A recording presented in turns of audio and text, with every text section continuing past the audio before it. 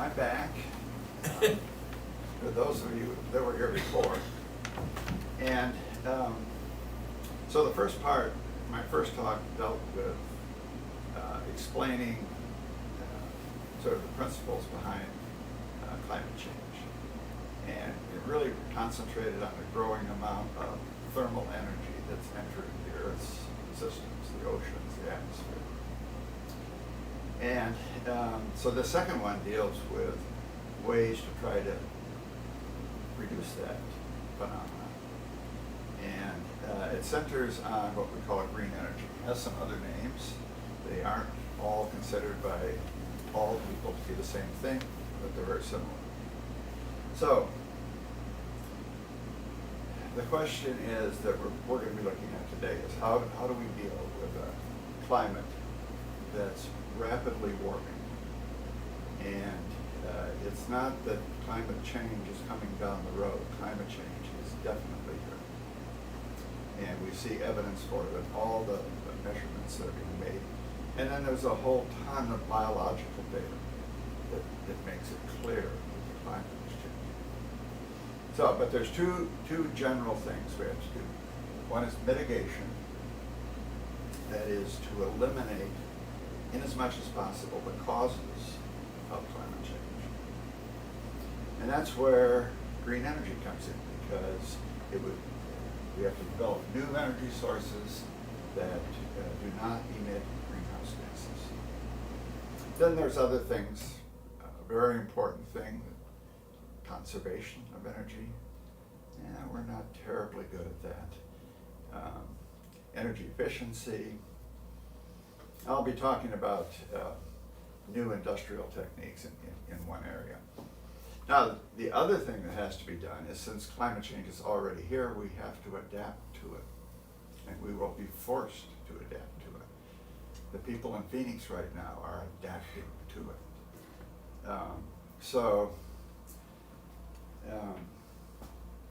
That can mean insulating living quarters better. That also helps with mitigation under conservation. Water supplies are vulnerable. Food supplies are vulnerable. Flooding, both coastal and inland. And then loss of biological ecosystems. So all these things we need to be working on as we go forward to survive a dramatically changing climate. All right, so how are we doing? All right, this is a plot of atmospheric carbon dioxide measured on top of Mauna Loa on the island of Hawaii, up at 13,000 feet. It's been measured continuously since about 1958. And you can see in these two dotted lines that in the 60s through the 80s, it was rising at a certain rate, and you see in this last decade, it's rising at a much faster rate. That is occurring while in the same time period, these are just 4 of many world conferences on dealing with climate. Okay, this is the Intergovernmental Panel on Climate Change, which is the repository for all data. Kyoto, where nations pledged a certain behavior and a certain emission. Paris, where they pledged even more strongly. And so, given 40 years of intense international activity and commitment, it's accelerating. Given that green energy has entered the energy sphere in increasing amounts, it's accelerating. Okay. Now, the other thing that's accelerating is less developed countries wanting a piece of the pie here, wanting to have energy, a strong economy, And so, while we are making progress in some countries, Europe and America, we have all these other countries coming in. And the two big ones are India and China. And so the net effect is that at least to this point, we haven't slowed down the emission. It's actually been speeding up. Now that's sort of depressing news, at least it is to me. But that's the reality. Now let's just take a look at the United States. This is the emission of all types of greenhouse gases, not just CO2, but methane and the ones we talked about last week. Okay? Now, this first chart takes electric power as its own entity and removes it from things like buildings, and buildings use a lot of electricity, but we move it over here. Transportation, industry, so that we get a picture of how much greenhouse gases are associated just with electric. This one over here takes that electric power and moves it back to where it was used. Okay. And what you can see then is that buildings, commercial and residential, jumps from 13 up to 30. So it's a lot of electric use in those. Transportation goes up just a little bit, but industry goes up a pretty good amount too. Okay? But it's helpful to know what total amount of the emissions are associated with making electricity. I think that's important to know that, and we'll come back to that. Now, if we compare the US, this is the first one I showed on the previous slide, where electric is culled out as its own little entity. If we compare that with the rest of the world, unfortunately, that's the best I can do. EPA for the world only goes up to 2010 to collecting all the data. So it's going to be different, although I don't know that some of these trends are going to be all that different. But instead of just electric, EPA lumps electricity and heat. So we're looking at oil, gas, coal that's used to heat buildings. So that by the time we get down to buildings now, we've removed electricity, removed heat, there's not much energy going into buildings. But do you see the two big differences here? There's two really large differences between the US and the rest of the world. Look at transportation. 28% in the United States, 14% in the rest of the world. We're transportation heavy in the US, most definitely. The other thing is agriculture. Now, on this chart, they have agriculture plus they threw in forestry and land use. So clearing land for agriculture, burning forests that are cut down gets included there. But still, that's a pretty big jump, 10% up to 24. And the agriculture here is, I think, maybe more efficient. It uses a lot of genetically engineered plants, herbicides, things like that, where that maybe we don't, and so it's a more intensive. Plus, the rest of the world has a lot of rice paddies that produce a lot of methane. So those are the two big differences. So in the U.S. then, transportation 28%, and cars, I don't know what, maybe 17, 18. This includes planes. It includes ships, trains, trucks, everything. Okay, so that sort of gives you a picture of where some of these emissions are coming from. So if we want to say what sectors should we address, we look at something like this and say,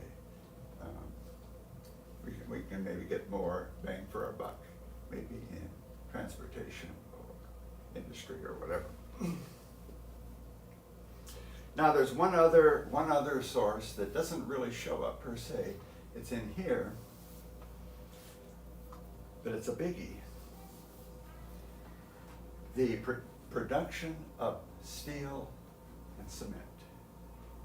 And those two items produce roughly 15% of all the greenhouse gases on the planet.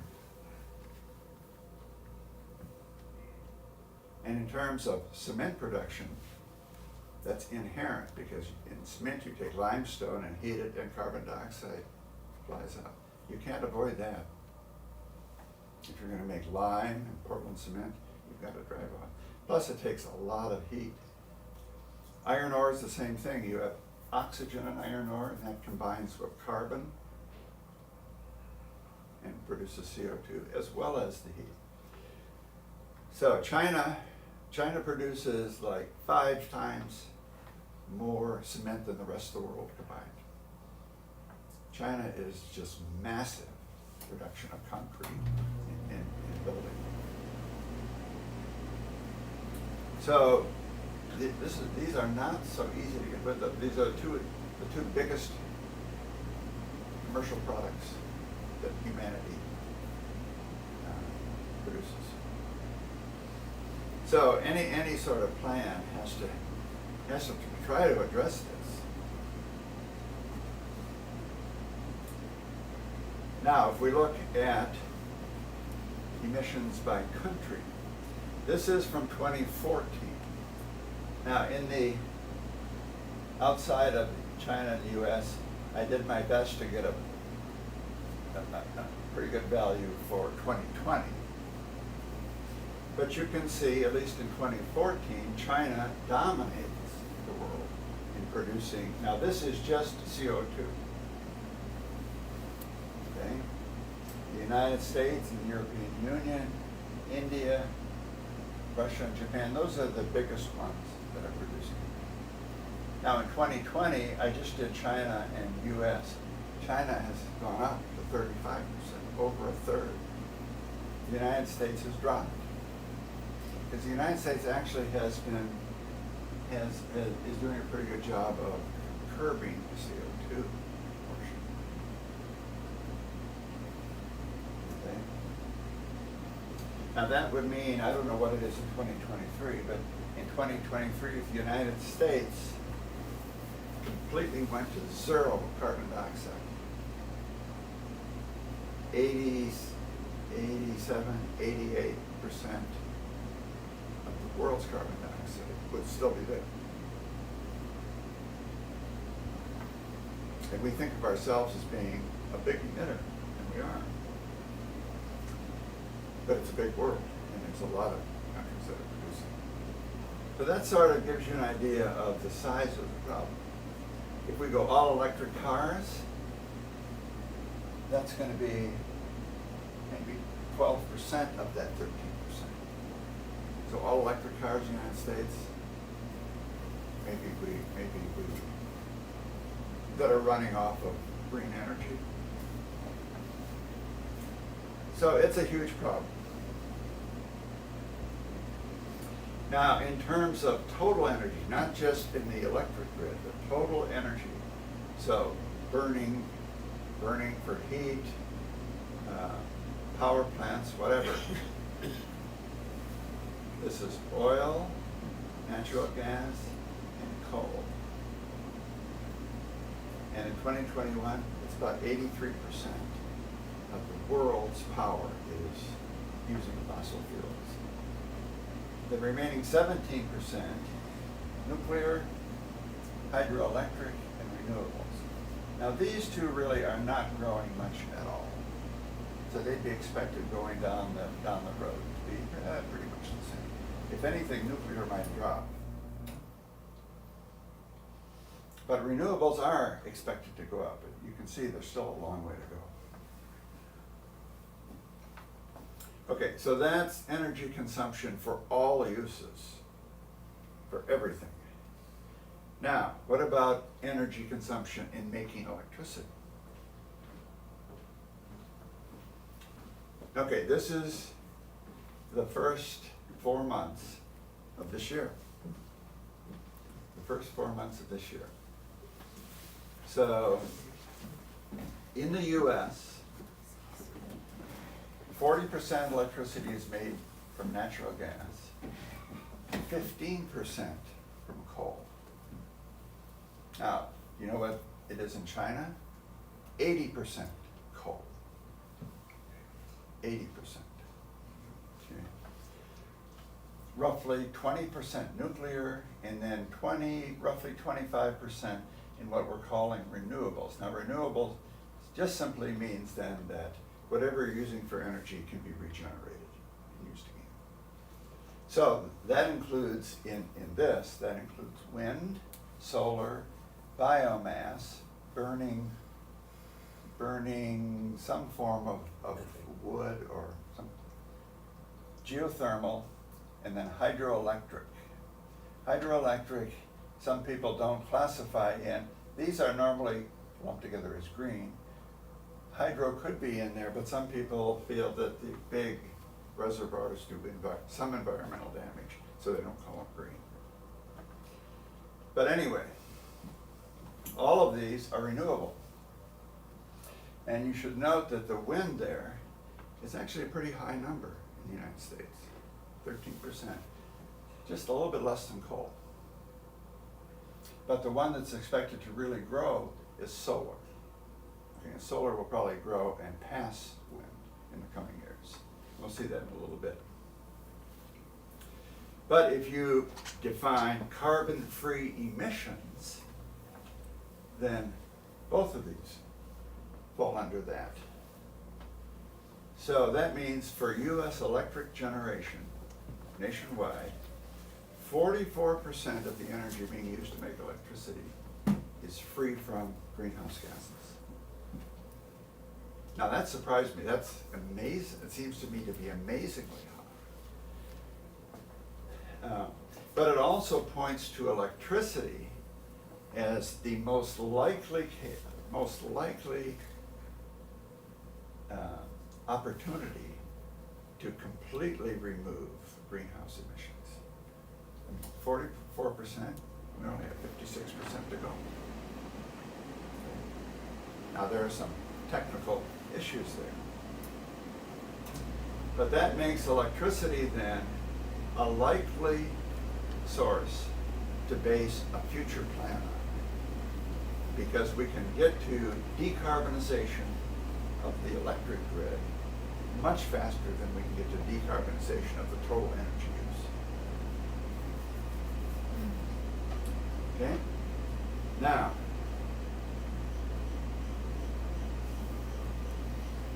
expansion. These electric generating companies are expanding all the time. There's more and more demand for electricity. They have to build new capacity. This was put out in early 2023. They interviewed all the companies that produce electricity and got their plans for expansion. So the planned expansion for 2023 in the U.S., so new generating capacity, 54% is solar. 11% is wind. Well, that's almost 2/3 right there. You can see why solar is going to be surpassing wind. But they also count building new battery storage at these electric generating facilities. Because the batteries, if they have them in place, they can use both solar and wind that's intermittent and is overproducing at the time. They can use that to charge batteries. So they can use it for storage. Then later, they can release it again as electricity. So it gets counted then. So if you add those up, 54, 65, 75, 82% of all new is going into renewables. Solar and wind. There's a little bit here in nuclear. I'm not sure what's going on there. But gas, only 14% for new construction. Well, so that's a good sign, because if every year you get more and more of these renewables going in for new capacity, then pretty soon that new capacity is going to replace the older ones that they're getting rid of, and you're going to be transitioning to a renewable type grid, a decarbonized grid. Okay, so that's the general idea with where electricity is going. Now, because of that, a strategy that's been proposed by many people. Actually, I first saw this when I read Bill Gates' book on avoiding a climate disaster. And he had a very simple solution. He said, decarbonize electricity, decarbonize the grid, use the electricity for everything you can possibly use it for, and then come up with solutions for what's left. Okay? So a three-point plan. And so I just put it down here in the form of a little flow chart. So, as of 2023, we're at about 44%, as we showed, decarbonizing electricity. Now, as we go to more and more intermittent sources, like wind and solar, we need more and more grid scale storage for electricity. So we can store solar during the day, produce it at night, store wind when it's blowing strongly, release that energy when it's not. So if we get to this particular point, there really should be a third thing here. We need to decarbonize it, we need to be able to store it, but we also need to dramatically increase the amount we're making. So we got to do all of those things. Because for this plant to work, we need a lot of electricity because we're going to use it for everything. We're going to use it for heating. Heat pumps will be the new thing. Anybody here have heat pumps? Yeah, and so you can have heat pumps, the air-based heat pumps, which are just like your air conditioner out there sitting to the side of your house. When it's an air conditioner, it's pulling heat out of the house, pushing it outside. When it's a heat pump, it's pulling heat out of the outside, pushing it into the house. And very efficient. Very efficient. Electric cars, electric trucks, electric planes. Norway flies electric planes on short commuter flights. And then production. Production is already highly electrified. Producing cars, producing goods. There's assembly lines that are run by electric robots, etc.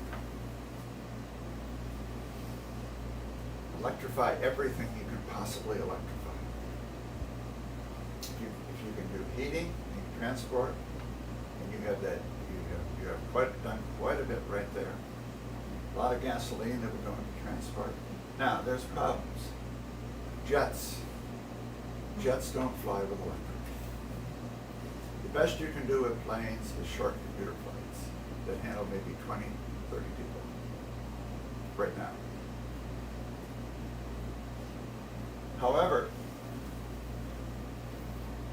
as Bill Gates said, do everything you can with electric, then come up with solutions. And people are already working on synthetic jet fuel from biological materials. And so I don't know how long it'll take. We'll have to see how it goes.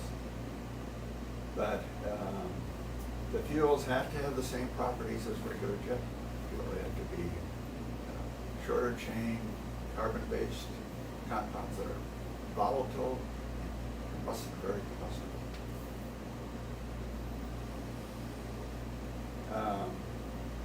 Ocean liners. Diesel. They'd sink if you tried to put enough lithium batteries in them to get them across the ocean. So things like biodiesel, things like that have to be made.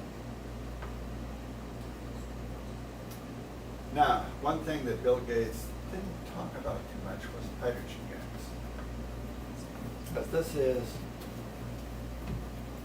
this is sort of an emerging solution. So people are working I just saw a video by Siemens Corporation in Germany. Their electrolyzers that produce hydrogen gas. And hydrogen gas has all sorts of potential and all sorts of problems. Toyota and I believe Honda still make hydrogen cars. I forget, Toyota's called the Mirai. So you have some sort of a hydrogen gas tank. The hydrogen, and you don't burn it like the gas. It's too explosive. So you run it through something called a fuel cell. The fuel cell converts it to electricity, and these are then electric cars. These hydrogen cars are really electric cars, but instead of having batteries, they have a tank of hydrogen.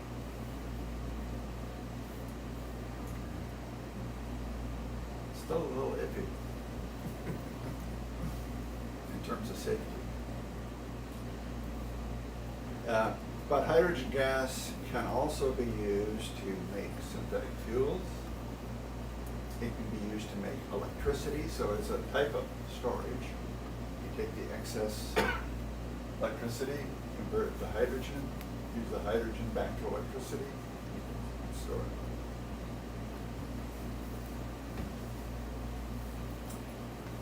And then things you can't do anything about, like cement, which has carbon dioxide built right into the limestone. When you heat it, you're producing a ton of carbon dioxide. Methods for carbon capture. So that's what a plan might look like, a long-term plan, say 50, 60 years down the road. Now, right now, any of us in this room could purchase an electric vehicle, which does produce a fair amount of emissions in the making of it. But once made, you can also go to Pennsylvania Power, what's it called, Power Choice. You go online and you can select your power company, and you just click the button that says you want green energy. So we have, in our house, we have 100% wind. And it's really, at this point, I just keep looking for deals. And what happens is you get a deal for a year, and then you're not paying attention. Why is the bill so high this year? Well, it went out. But you would expect, over long term to pay some premium right now, but maybe not so much down the road. Now, grid storage. There's all sorts of research and development coming out. And one of the latest things called iron air batteries. And they have one electrode, which is just a chunk of iron. Okay. And that can be converted in the electrode to rust, iron oxide. And it goes back and forth, iron to iron oxide, iron to iron oxide. The other electrode is an air electrode. So oxygen from the air comes in, it's used up, it's produced, it's used up. And these are big and heavy and slow. You wouldn't want one in your iPhone. Okay? They're designed for grids, for massive production of electricity, big areas, and you can put thousands of these, each weighing tons out there, and they will hold a lot of electricity. They release it slower, not faster. Lithium batteries go so fast. These are slower, but they produce a steady stream. And so there's a company called Forum Energy. They're building a new plant to produce these in West Virginia, and they have agreements to install these batteries for grids in Minnesota and Georgia. So that may be coming further down the line. Okay, so these are sort of some of the solutions, but what's going to make it happen? We saw from that very first graph that the carbon dioxide is still going up, and it's accelerating up. So I'm going to show you two types of solutions that are based on putting an ever-increasing price on carbon fuels. Okay, two different ways to do it. First one comes from a January 2019 statement that was published in the Wall Street Journal. It's called the Economist Statement on Carbon Dividends. We'll talk about what those are. And the signatories, 4 chairmen, former chairs of the Federal Reserve, 28 Nobel laureates, 15 chairs of the Council of Economic Advisors, and a whole bunch of other run-of-the-mill economists. And here's what they say. Oh, some of the original signers, Alan Greenspan. And so what we're seeing here, we're seeing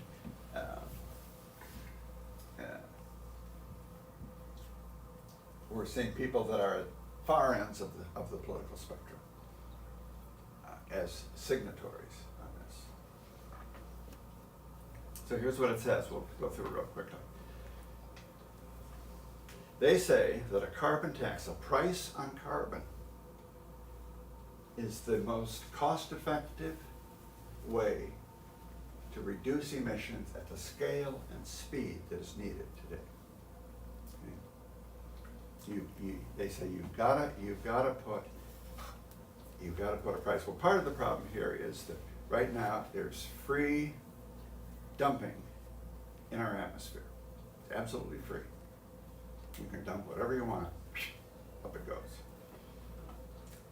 And if we put a price on that to recognize that it's going to cost us down the road, then that makes carbon-based fuels not quite as attractive as they might seem.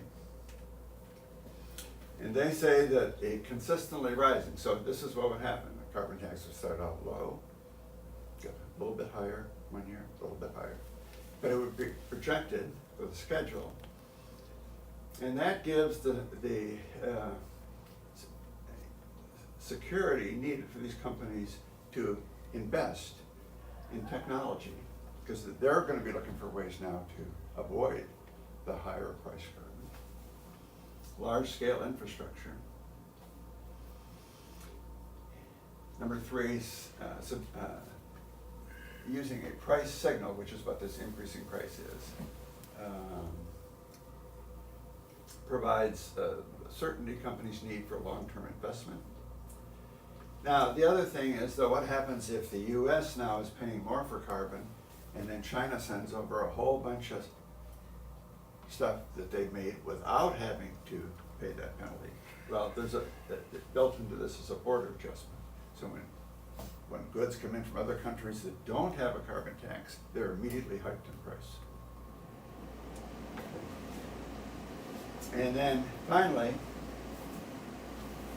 the biggest problem with any carbon tax is it's politically dynamite. Okay. So to maximize fairness and political viability, all of the revenue from this tax returned to U.S. citizens through equal lump sum dividends, called carbon dividends. So every month, every family in the U.S. gets a check in the mail that helps them cover the increasing price of gasoline, etc.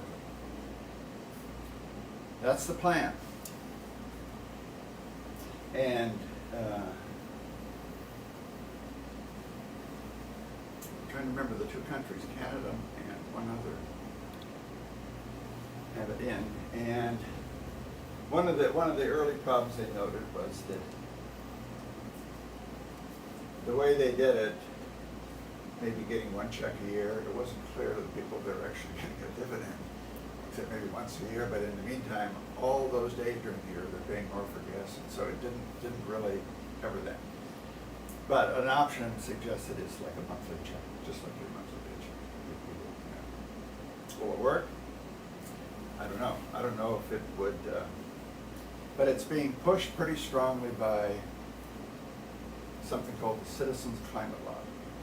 There's a chapter in Lancaster, there's a chapter in Harrisburg, And they actually go to DC and lobby our representatives and senators. And they only push one thing: this type of carbon tax with dividend. Now, they've also paid for a lot of modeling to be done, and I don't know if the modeling's good, I don't know if it's accurate, but they say it could cut, if this were enacted, it could cut carbon emissions 52% below the 2005 level in 8 years. I don't know, maybe it could, maybe it couldn't. People that get these rebates in the mail, if they're in the lower 20% of income, 96% of them will get substantially more back than they paid in. If they're in the top 20%, most people will get less back than they paid in. So that's called a net transfer of wealth, higher income to lower. Anyway, that's what's called a revenue neutral carbon tax. The other alternative is cap and trade, where the government sets an allowance for each business, how much greenhouse gases they can emit. If they go over the allowance, they have to purchase unused allowances from other companies and pay for it. So here's a company that has extra allowance. Here's one that's going over. They send the allowances, they send money. The amount of money that keeps changing hand establishes a price on carbon. A number of countries have this. So those are two options. These are options of something the government can do to stimulate a green transition. Okay, one last slide. What will it take? All right, the main thing, far and away, nothing even close, is collective will. We don't have a collective will to do something, not only in this country, but in the world. It ain't gonna happen. Government policies like the carbon tax can possibly stimulate, but a lot of the developments we've seen today come from the market. And I think that's our best shot is policies that stimulate the markets. The markets then pay for the research, pay for the investment, pay for the infrastructure, and reap the profits. And then the markets will also do the innovation. But the government can also do some innovation, just like they did with NIH, things like that. So I don't know if you're encouraged or depressed, but that's the way I see it. I think it's going to be tough making progress, but I am encouraged by the fact that now some forms of green energy, wind and solar, can often beat gas. So, and if we can move to more and more electric, so that we can produce carbon-free electricity and use it. Look at summer, but of course that's just the United States. The United States maybe 13%.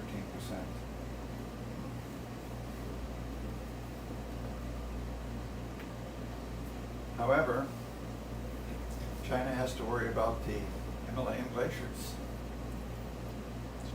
If they're gone, China has no water. So hopefully they will catch on. All right, so I'm going to call it quits there. Comments?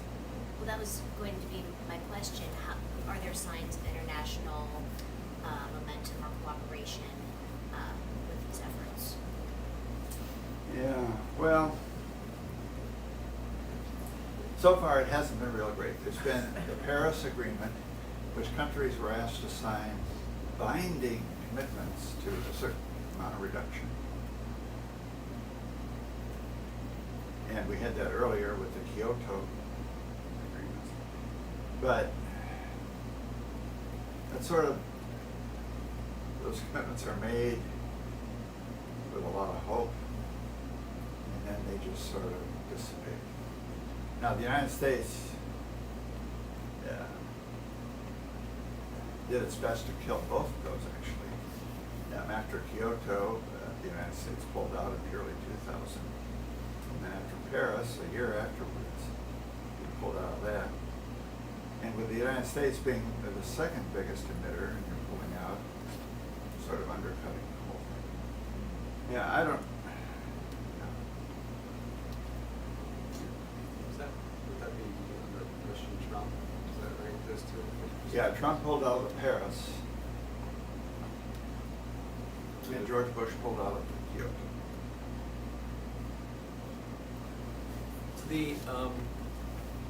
I tend to view innovation as being our best hope.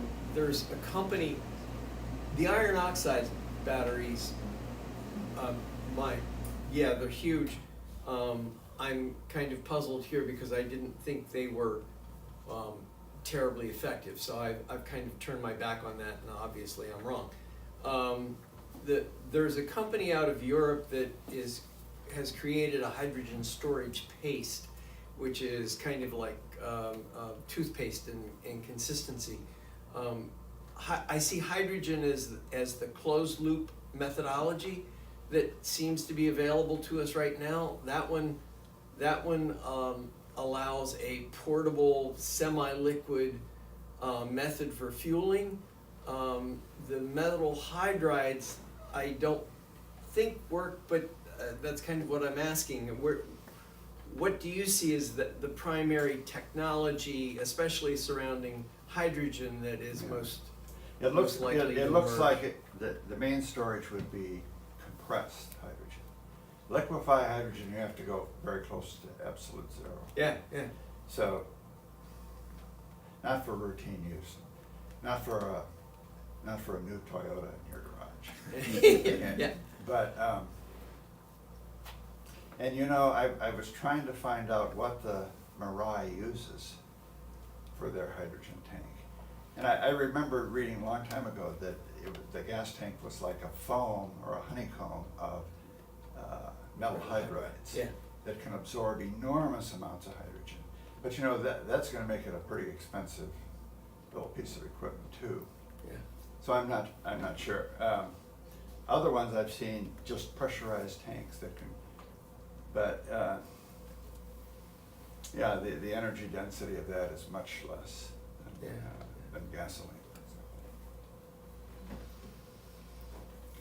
Something I've been hearing about is kind of the unintended consequences of some of the raw materials needed for, I don't know if it's for wind or solar, some of the batteries creation that requires mining, additional mining, and often then that is on the lands of indigenous people. I don't know if you could comment a bit on that, or what are some of the mitigation steps to kind of reduce those other unintended environmental and social consequences? I guess I would say that a serious mining company that was dedicated to doing it right could probably do it right without widespread pollution. However, I don't know if any of those exist. I mean, they're out to make money. And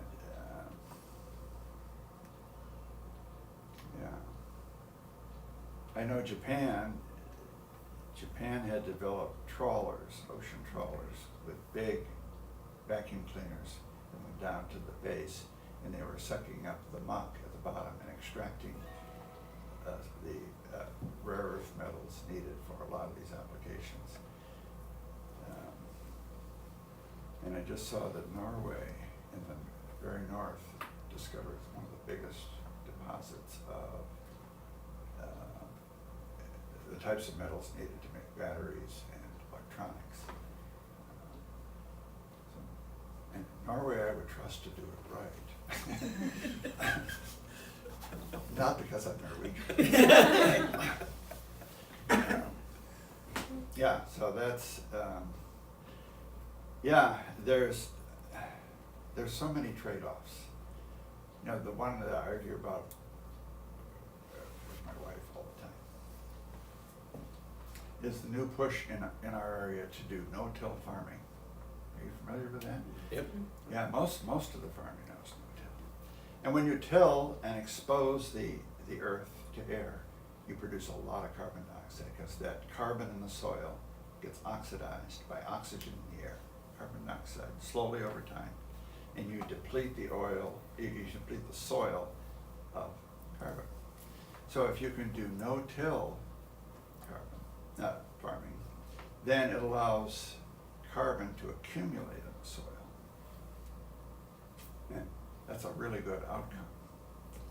However, in order to do no-till, you have to spray heavily with Roundup. And that's where the source of our argument. And there seems like nothing, everything has its drawbacks. And so you gotta decide which way to go there, you know? And so she keeps feeding me articles about medical effects of Roundup. And I keep telling her, look at those fields. They're beautiful. Look at that corn. Yeah. So, yeah, it's hard. It's hard to make some of those decisions. Yeah, to get where you want to be, say on electric cars, some of the other side of the coin considerations might be, for instance, what happens if an electrical grid goes down, which from time to time that happens. California sometimes has rolling blackouts. Does people not be able to charge their cars? And then if everybody's charging their cars, that would have to maybe slowly get to other sources of energy, that kind of thing. And then how about getting rid of the batteries? If we're talking about a lot of batteries, that would be, we'd have to figure that out. I think they would try to reclaim the metals that are in there. I think it'd be cheaper to do that, because as they get more and more scarce, they get more and more expensive. The other obvious thing, at least at this point in time, is if you're taking a long trip, how long does it take to recharge your car as you're going along? Well, I can tell you that. My daughter has... There you go. My daughter has a Tesla SUV, Okay. and it lists 340 miles per charge. And I think they would pull up and do something at around 300 max. They wouldn't go beyond that. But if they use a supercharger, they can go from 20% battery up to 80% battery in 20 minutes. And Tesla has superchargers on the road. However, last time they were here, they took it to Giant, which has just a regular charger. But they just did it just to sort of, they came from Jersey, so they had gone down to 55%. Then they put it on that charger at Giant for 2 hours and took it up to 65%. But the slower chargers, and then the huge amount of batteries in an SUV. So, but I think, you know, we get off on a turnpike, we have a cup of coffee, we use the restrooms, we walk around a little bit. 20 minutes, maybe. I don't see that as being a real big issue. It's like we want to get to here, but how do you take that path to get to there? Yeah. But the electric cars also will tell you continuously, you know, you have this much left. They recommend you look at it. There's a free, and they know whether the charging stations are used or free. So they tell you, and so you might stop a half an hour earlier than you had intended, but at least you got a full battery. Maybe it's just my Google News feed me what I want to hear, but I feel like I've seen a lot of effort in the area of solid state batteries. Is that something that seems like is going to come to market, or be viable at a larger scale anytime soon?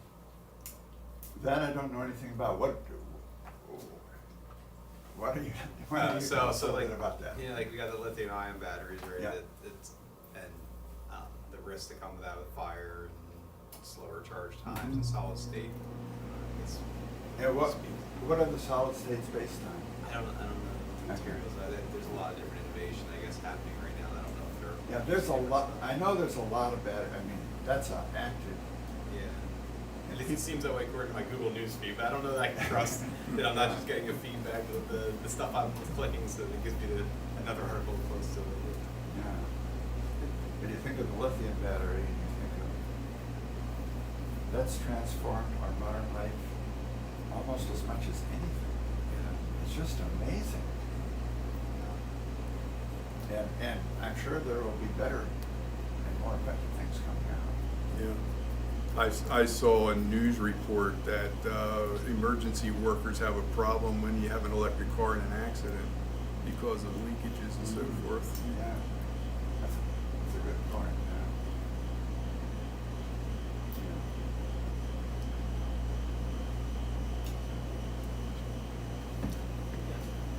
I'm just curious, the I think it was Bill Gates, pathway that you were talking about.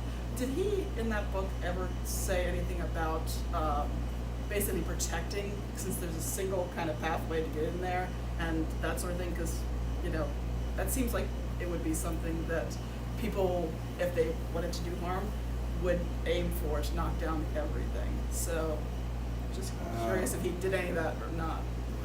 I don't The think electric grid, yeah, I don't- if it's covering everything. I don't know that he did. Okay, just curious. I'll have to read the Now, book. Bill Gates also is an investor in new types of modular nuclear generating units. And he made a big pitch for that in his book.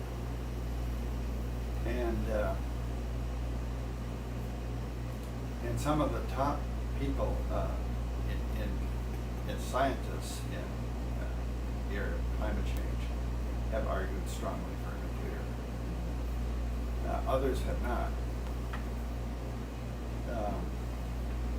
And I guess, after reading Bill Gates' things, I was thinking, that would provide a lot of base load. But then you look at Ukraine, you look at the threat now to that one nuclear plant. If that were destroyed, that would contaminate that whole section. And so I think they would become targets in wars. Yeah. Not to mention the NIMBY opposition to solid waste. But there are other types. There's these thorium reactors, which evidently produce much less waste.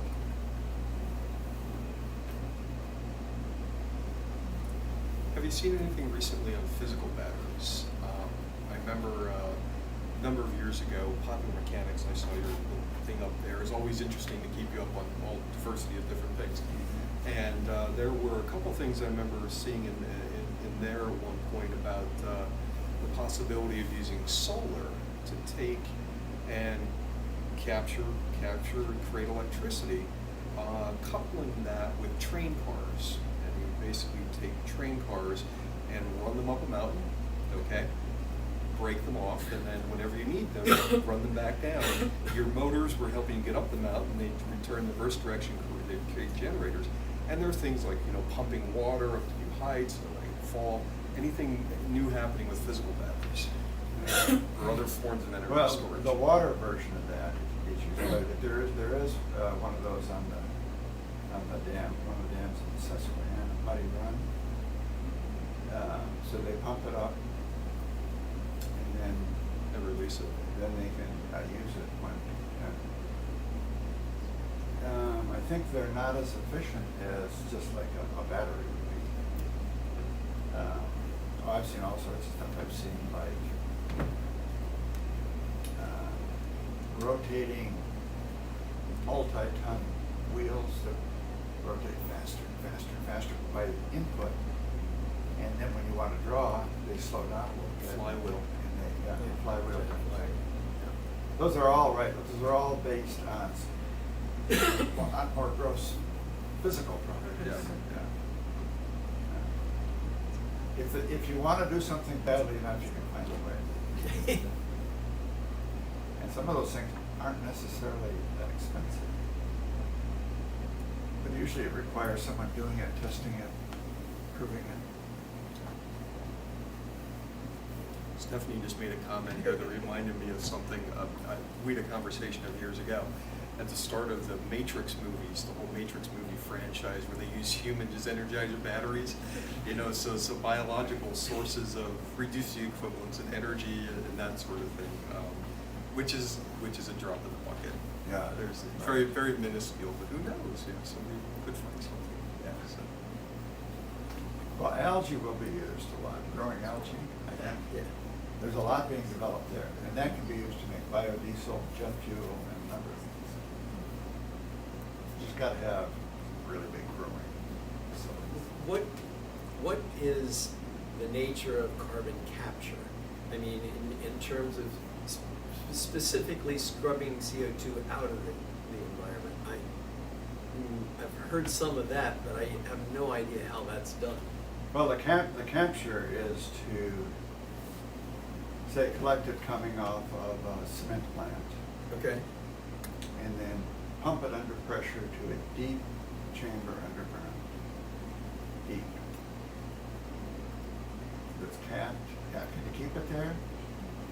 Yeah, carbon dioxide maybe. Hydrogen, although there are hydrogen pockets, and people are mining hydrogen gas. There are hydrogen pockets that contain a lot of hydrogen. You can drill down and mine them. So if you can keep hydrogen underground, which is just so tiny and light, you can keep big old heavy carbon dioxide. Anyway, so that's the idea, is to sequester it underground in a sealed off, huge cavern deep. Keep pumping it in. So they're not trying to cleave it, they're just Yeah. hiding.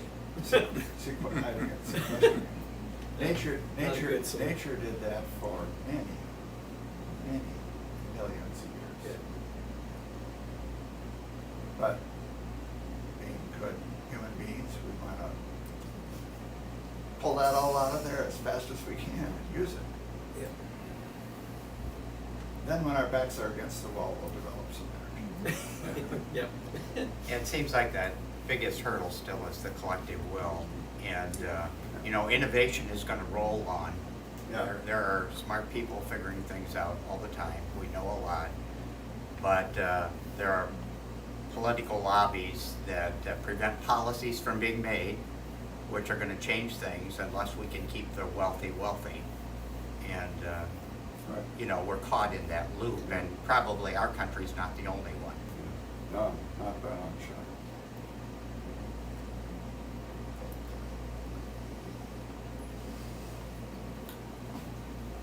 Well, Just about are we there. done? Yeah, we're just about there. Okay. Anybody else? Yeah. Okay, thank you very much.